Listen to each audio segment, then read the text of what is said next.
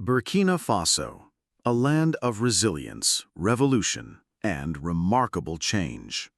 In September 2025, under the watchful eye of a 34-year-old military leader, this nation turned a controversial page in its history.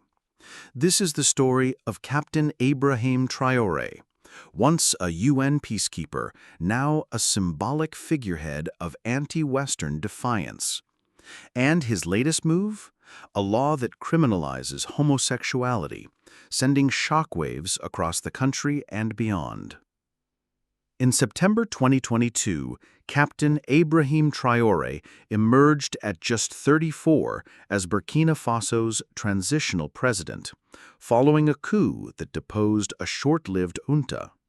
His rise was framed as a bold response to rampant jihadist violence and a deeply rooted security crisis. Since taking power, Traoré embarked on a mission: reject French influence, realign with Russia, and reclaim economic control for Burkina Faso.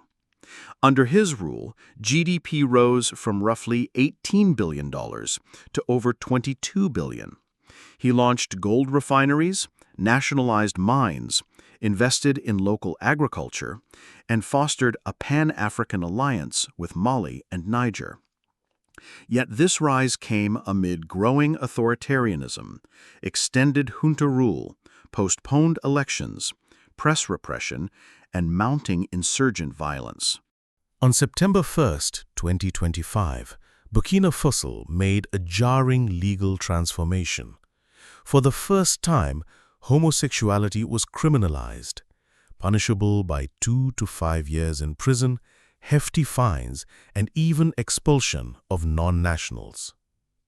The law also ties adoption rights to acceptance of so-called moral values, a phrase Justice Minister Bayala defended as preserving cultural family norms.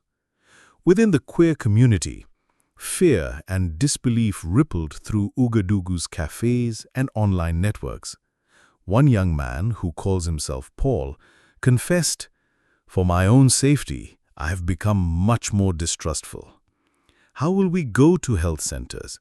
Will doctors protect us or report us?" Another, using the name Jules, whispered, "We live hidden, but we live. Now, even that space is threatened." Beyond the law, Traoré's swagger has earned him a cult of personality, especially among young African nationalists. Paraded alongside revolutionary imagery, he's styled as a modern Thomas Sankara. His social media presence is amplified by AI-generated content, fans singing his praises over fabricated beats, and viral memes crafting a heroic anti-West narrative. But Western commentators warn this popularity is fueled by disinformation campaigns and an erosion of democratic values. Inside Burkina Faso, life remains complicated. His government has distributed tractors, built a cement plant, improved healthcare access, and pushed educational reforms. And yet, violence persists. By some accounts, violent incidents nearly doubled from 2022 to 2024. Civilian deaths surged across the country. This tension mirrors the paradox of Traoré's reign: rising prosperity parallel to sinking security. A local observer put it this way: under Ibrahim Traoré's leadership, the Burkina Faso army has undergone a remarkable transformation. It now stands as a resilient, unified force. Regionally, the stakes are higher. In January 2025, Burkina Faso, Mali, and Niger withdrew from ECOWAS, forming the Alliance of Sahel States, a bold political statement of sovereignty. This stance echoes across West Africa, blending anti-colonial sentiment with pragmatic alignments, while testing regional cooperation and democratic norms.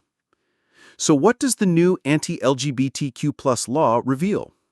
For supporters, it is the latest assertion of culture over foreign influence. For opponents, it is a stark symbol of oppression. It is also a swipe at Western liberalism, but in a nation where democratic institutions are already fragile. In Burkina Faso today, the young, driven leader stands at a crossroads, hailed as a champion of sovereignty while accused of closing the door to freedoms. The world watches. Can a nation grow by closing off certain parts of itself? Ibrahim Traoré is only 34 years old, but the choices he makes now will echo through the future of Burkina Faso, Africa, and beyond.